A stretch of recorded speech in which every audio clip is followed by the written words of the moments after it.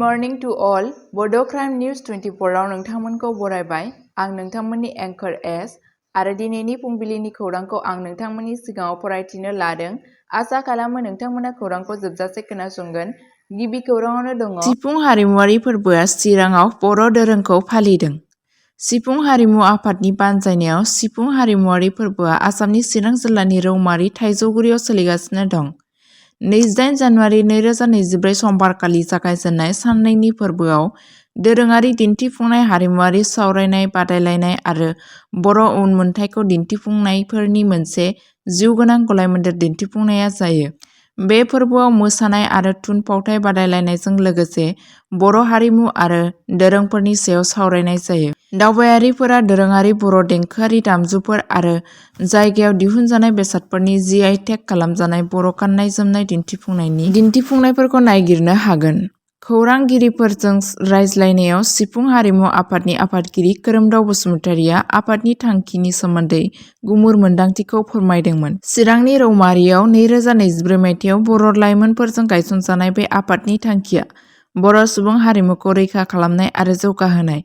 बेयो लाइमोन आथालखौ दोरोङारि बर' दामग्रा-देग्रा आगजुफोरनि सोमोन्दै सोलोंथाइ होनायावबो गोसो होयो। थांनाय बोसोरफोराव बर' लाइमोनफोरा दोरोंफोरखौ फोथांनानै लाखिनो थाखाय गासै आसामाव हारिमुआरि सांग्रांथि हाबाफारि सांग्राङै खुंफुंदों।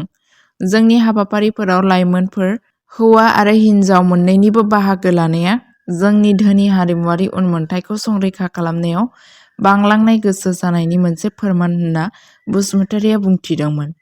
मोन्नैबो फोरबोनि नैथि सानाव गोबां बाहागो लागिरिफोरखौ बोनानै मोनसे गिदिर हारिमुआरि हानजा सुरनाय खुंफुंनाय जादोंमोन। बायदि रोखोमनि दोरोङारि हाबाफारिफोर आरो दिन्थिफुंनायफोरा बर' हारिमुनि उनमोनथाइनि गोथौथिखौ दिन्थिफुंनाय नागिरनायखौ गोसो बोनो हादोंमोन। फोरबोनि जोबनायाव हाबाफारिनि बाहागो महरै मोनसे गेवलां मेलबो खुंनाय जादोंमोन।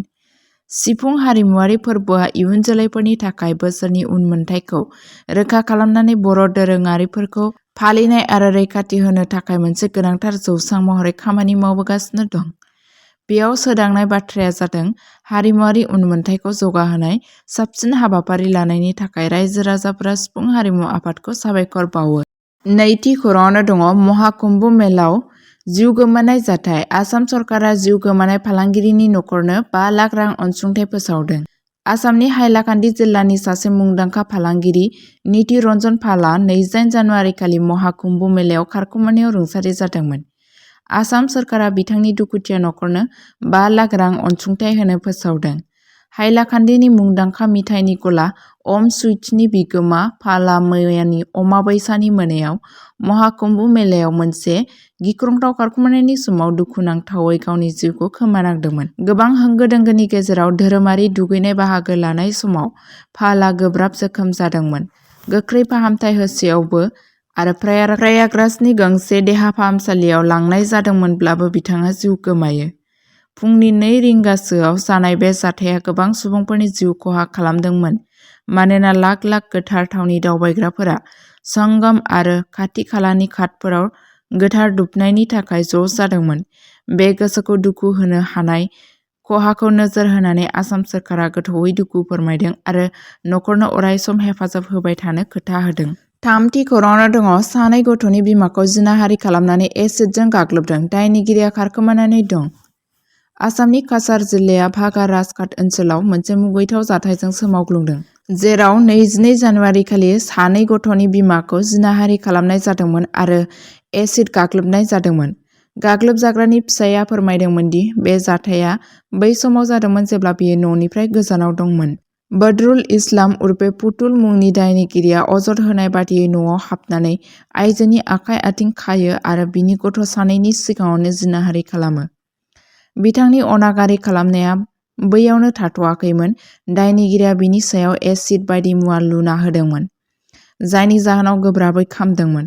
गाग्लोबजाग्रा हिन्जावसाया आथिखालाव गोब्राब थासारियाव दं आरो सिलचर मेडिकेल कलेज आरो देहा फाहामसालियाव फाहामथाय लागासिनो दं। न'आव फैफिन्नायनि उनाव फिसाया गावसोरनि 6 बोसोरनि फिसाज्लानिफ्राय गाग्लोबनायनि बागै मिथिनो मोनो, जाय बे अजदखौ नुदोंमोन। गथ'सानि फोरमायनायनि सायाव बिथा खालामनानै 23 जानुवारियाव धलाई पुलिस थानायाव बदरुल इस्लामनि बेरेखायै मोनसे गसर थिसननाय जादोंमोन। बबेखानि दायनिगिरिया खारखोमानानै दं आरो पुलिसआ नागिरनाय हाबाफारि जागायदों। बे गिख्रंथाव दायआ ओनसोलाव आइजोफोरनि रैखाथिनि सायाव गुवारै रागा जोंखांनाय आरो गोदानै जिंगा सिखांहोदों।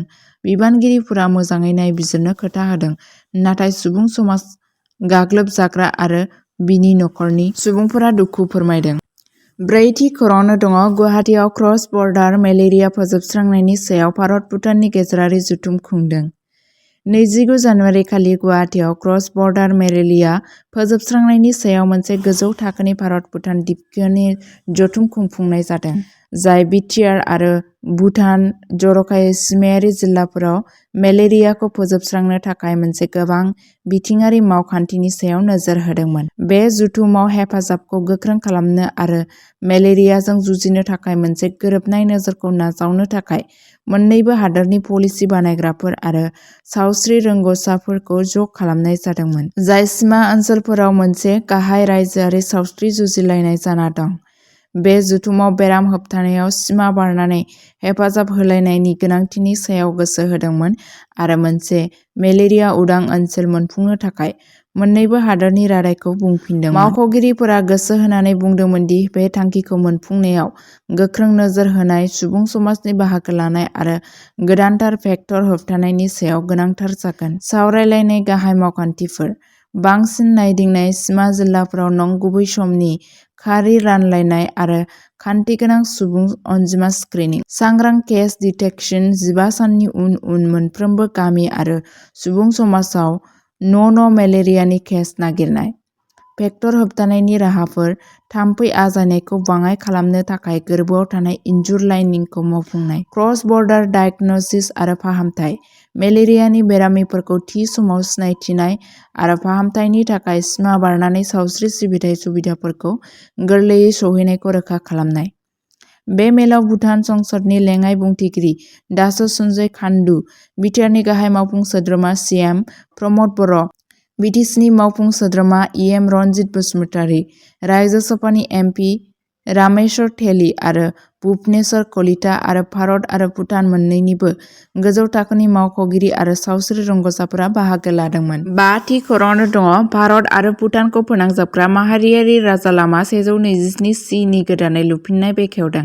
भारत आरो भुटानखौ फोनांजाबग्रा माहारियारि राजालामा 127C नि गोदानै लुफिननाय खामानिखौ बुधबाराव चिरां जिल्लानि भुरनियालियाव बेखेवनाय जादों। रायजो सभानि एमपि रोंगोरा नार्जारिया रुनिकाटानि भुरथिनालिनिफ्राय भुटाननि गेलेफु सोहोरसिम 16 कौटिसो रां बाहायनानै 25 किल'मिटार गोलाव हायुंआरि राजालामानि गोदानै लुफिननायखौ बेखेवदों। बे हाबाफारियाव कक्राझार लकसभानि एमपि जयन्त बसुमतारी, सिडली एमएलए निर्मल कुमार ब्रह्म आरो बिटिसिनि मावफुं सोद्रोमा रनजित बसुमतारी, इउपिपिएल दोलोनि दैदेनगिरि अमर सिंह ब्रह्म, बिरदाव मुसाहारि आरो फालांगियारि थिकादार राजु बसुमतारी मोनहा बाहागो लादोंमोन।